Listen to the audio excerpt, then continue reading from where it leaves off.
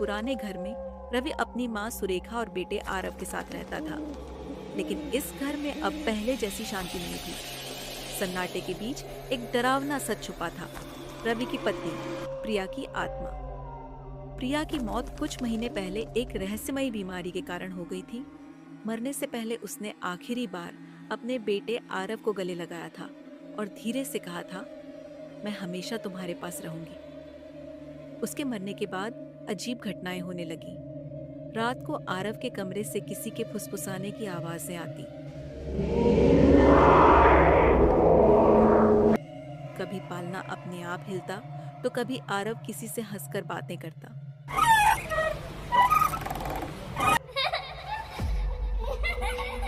रवि ने पहले इसे भ्रम समझा, लेकिन जब एक रात आधी नींद में उसने देखा कि कोई सफेद साड़ी में लिपटी परछाई आरव के सिर पर हाथ फेर रही थी, तो उसकी रूह कांप गई। प्रिया, उसने कांपती आवाज में कहा। जवाब में परछाई धीरे से मुड़ी। यह वही चेहरा था, लेकिन बेजान, सफेद और गहरी काली आंखों से घूरता हुआ। मैं अपने बच्चे को लेने आई हूँ। रवि ने झपट कर आरव को गोद में उठा लिया। तभी परछाई हवा में घुल गई और एक ठंडी हवा पूरे कमरे में दौड़ गई। सुबह होते ही रवि ने अपनी माँ को सब बताया। सुरेखा का चेहरा पीला पड़ गया। मैंने भी कुछ दिनों से अजीब चीजें महसूस की हैं, उन्होंने डरते हुए कहा। अब दोनों को यकीन हो गया कि यह प्रिया की आत्मा थी जो अपने बेटे को अपने साथ ले जाना चाहती थी। रवि ने गांव के एक तांत्रिक बाबा को बुलाने का फैसला किया। उस रात रवि और उसकी माँ आरव के कमरे में पहरा दे रहे थे। रात के ठीक 2 बजे फिर से वही सरसराहट हुई। अचानक कमरे का तापमान गिर गया। दरवाजे अपने आप खुल गए और एक ठंडी हवा पूरे कमरे में फैल गई। रवि ने कांपते हुए इधर उधर देखा और तभी आरव के बिस्तर के पास वही परछाई प्रकट हुई। मुझे मेरा बच्चा दे दो। वह आत्मा हवा में तैरती हुई आगे बढ़ी। रवि और उसकी माँ डर से जकड़ गए।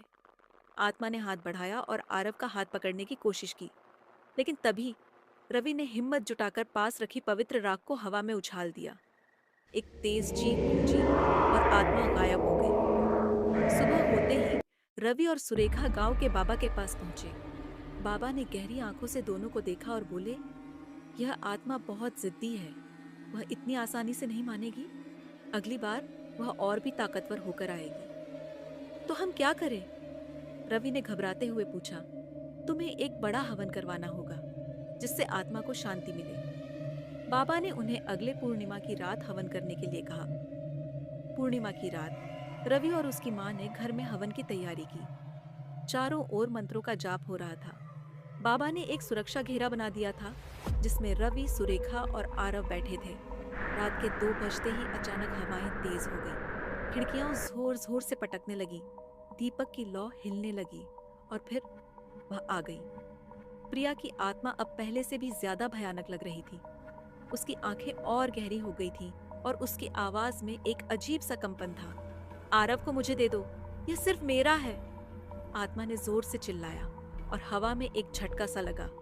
सुरेखा जमीन पर गिर पड़ी। बाबा ने तुरंत मंत्र पढ़ते हुए हवन में एक पवित्र घी डाला, लेकिन आत्मा बहुत ताकतवर हो चुकी थी। रवि, मुझे मेरा बच्चा दे दो, वरना मैं तुम्हें कभी चैन से जीने नहीं दूंगी। रवि की आंखों में आंसू थे। उसने कांपती आवाज में कहा, प्रिया, तुम मेरी पत्नी थी, आरव की माँ थी, लेकिन अब तुम बस एक अशांत आत्मा हो। मैं तुम्हें शांति देना चाहता हूँ, लेकिन मैं अपना बेटा तुम्हें नहीं दे सकता। इतना कहते ही बाबा ने अंतिम मंत्र पढ़ा और अग्नि में एक विशेष जड़ी बूटी डाली। अचानक एक जोरदार चीख गूंजी और आत्मा ने खुद को बचाने की कोशिश की, लेकिन वह धुएं में बदलने लगी। नहीं, यह नहीं हो सकता। आत्मा धीरे धीरे आग की लपटों में समा गई। हवन समाप्त होते ही घर फिर से सामान्य हो गया। हवाएं शांत हो गईं, तापमान सामान्य हो गया और कमरे में एक हल्की खुशबू फैल गई। रवि और उसकी माँ ने राहत की सांस ली। बाबा ने कहा, अब यह आत्मा कभी वापस नहीं आएगी, उसे मुक्ति मिल गई है। रवि ने आरव को गोद में उठाया और उसके सिर को चूमा और इस तरह आखिरकार शांति में चली गई। लेकिन क्या वह सच में चली गई थी? क्योंकि जब रवि ने आरव की आंखों में देखा तो उसे वहां एक अजीब सी झलक दिखाई दी, जैसे कोई अब भी उसे देख रहा हो।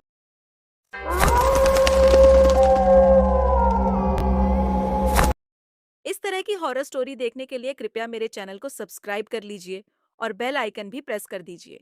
अगली हॉरर स्टोरी में एक छोटी सी बच्ची को जिंदा दफना दिया जाता है और अब वो कैसे सबको सता रही है, वो देखने के लिए तैयार रहिए। कहानी काफी डरावनी और सस्पेंस से भरपूर होगी।